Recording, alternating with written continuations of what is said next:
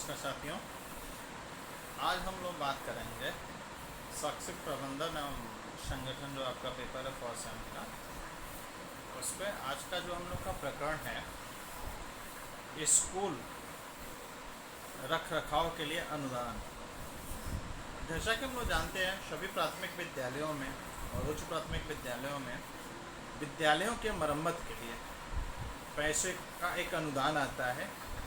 ठीक है, उसका क्या सेवा शर्त होता है, उसको कैसे खर्च करना होता है, किसको खर्च करना होता है, क्या उसका मद है, कैसे वो आता है। ठीक है, इन सब सवालों का जवाब आज हम लोग इस प्रकरण के द्वारा जाना जाएगा। जैसे अगर हम लोग देखेंगे, बहुत से विद्यालय जो होते हैं 3 कमरे के होते हैं, बहुत सी जगह विद्यालय 8 कमरे के भी हैं, 6 कमरे के भी हैं।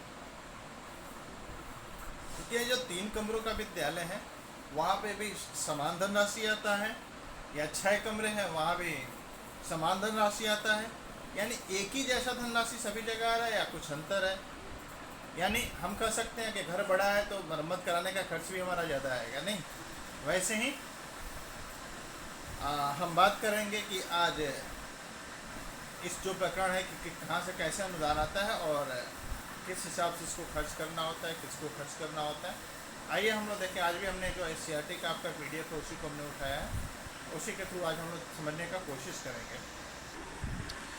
देखें, विद्यालय रख रखाव अनुदान या अनुरक्षण अनुदान।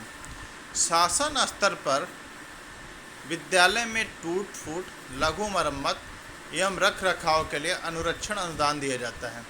यानी शासन स्तर पर, यानी जो भी राज्य सरकारें हैं, वो विद्यालय में जो टूट फूट हो गई किसी तरह का, या लघु मरम्मत यानी छोटा कुछ मरम्मत कराना है, तो उसके रख रखाव के लिए अनुदान के रूप में देती है। ठीक है, इसके अंतर्गत 3 कमरे तक वाले विद्यालय यानी बेसिक शिक्षा परिषद द्वारा संचालित, यानी जो 3 कमरे के विद्यालय हैं के लिए कितना आता है, 5,000 रुपये प्रति विद्यालय के दर से।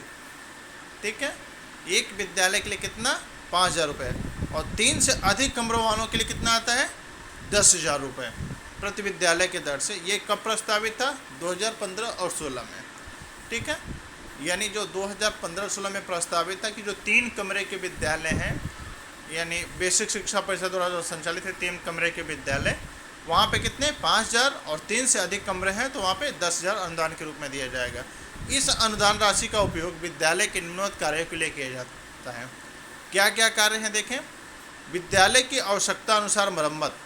कभी जैसे लगता है कोई दीवार टूट गया, छत से पानी आ रहा है, या कुछ इस तरह का दिक्कत है, तो उसका यानी हमको मरम्मत करना है।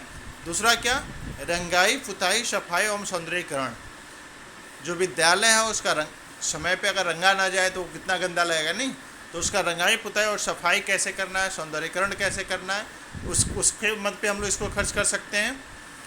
विद्यालय के चारों ओर कटीले तार की बाउंड्री, विद्यालय वाटिका का विकास।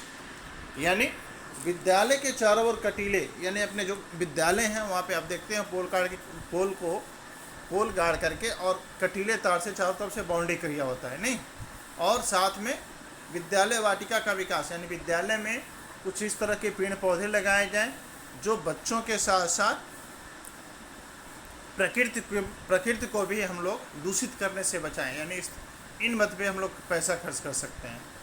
प्रधानाध्यापक एवं अध्यापक हेतु अत्यंत आवश्यक है कि उत्तर प्रदेश के राजकोष से प्राप्त धनराशि का विद्यालय हित में प्रयोग करते समय निम्नलिखित बातों का ध्यान अवश्य रखें। यानी जो कोई पैसा कर रहे हैं, प्रधानाध्यापक अध्यापक जो भी पैसा खर्च कर रहे हैं, वो विद्यालय के हित में करना है और समय के साथ करना है।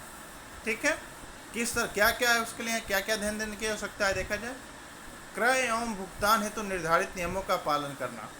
जब भी कोई हम सामान का क्रय करने जाएं या भुगतान करना है, तो हमें ध्यान ये रखना है कि वहाँ GST बिल की हम डिमांड करेंगे। बिना बिल का वो आपका बिल पास नहीं हुआ, किस मद पे कहाँ पे कितना खर्च हुआ उसका बिल चाहिए प्रॉपर।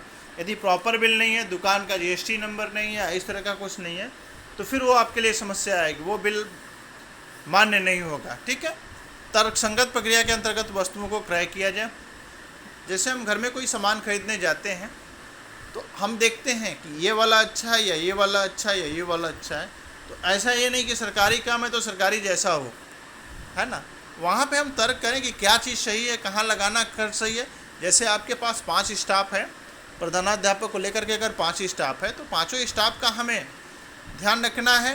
ध्यान रखने का मतलब ये कि सब टैली करें, कहाँ सामान सस्ता और कहाँ अच्छा क्वालिटी काम को सामान मिल रहा है, उन चीज़ों को हम ध्यान दें और फिर उसके बाद उसका हम लोग क्रय करें, है ना। क्रय की जाने वाली वस्तु हेतु निर्धारित बजट सीमा एवं उपयोग अवधि को ध्यान में अवश्य रखें।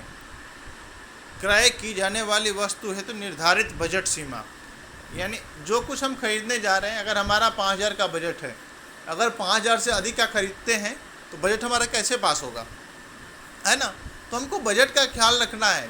यानी हम लोग नहीं कहते कहावत, जितनी बड़ी चादर उतना ही पैर फैलाया जाए। तो यानी जितना हमारे पास बजट है उसी हिसाब से हमको खर्च करना है। उपयोग अवधि को ध्यान में रखें, यानी जो बजट हमारा है उसको कब से कब तक उसको खर्च कर लेना है। ऐसा नहीं कि हमने 2 बार का इकट्ठा कर लिया और एक बार में हमको खर्च कर लेना है, ऐसा नहीं है। हर साल का जो आपका बजट है उसको जीरो करना है और फिर इसके बाद से दोबारा आपका जो बजट आएगा उसको भी जीरो करना है, ठीक है। क्रय की जाने वाली वस्तु की गुणवत्ता का स्तर अवश्य सुनिश्चित करें। यानी जो आपने सामान खरीदा है, या कटीला तार खरीदा है, या पुताई के लिए कलर खरीदा है, या जो लेबर रखा है, इन सब के गुणवत्ता स्तर को आपका ध्यान रखना है। जो भी आपने सामान खरीदा है, ठीक है, उसका गुणवत्ता स्तर कैसा है उसको सुनिश्चित कर लें। यानी जो भी आपके यहाँ स्टाफ है सभी उसको सुनिश्चित कर लें कि क्या ये सही है नहीं है, क्योंकि शायद हम अकेले सही चीज़ को ना पहचान पाएँ और हम 4 काम आ जाए तो शायद हम लोग और अच्छे से उसको पहचान के और अच्छे से काम उस पर कर लिया जाए। तो यानी उसकी गुणवत्ता स्तर को हम लोग पहचान करके जो कुछ भी सामान लाएँ उसका गुणवत्ता स्तर पहचान करके कार्य करें, ठीक है। तो ये रहा विद्यालय रख रखाव अनुदान एवं अनुरक्षण का अनुदान, ठीक है। Thank you.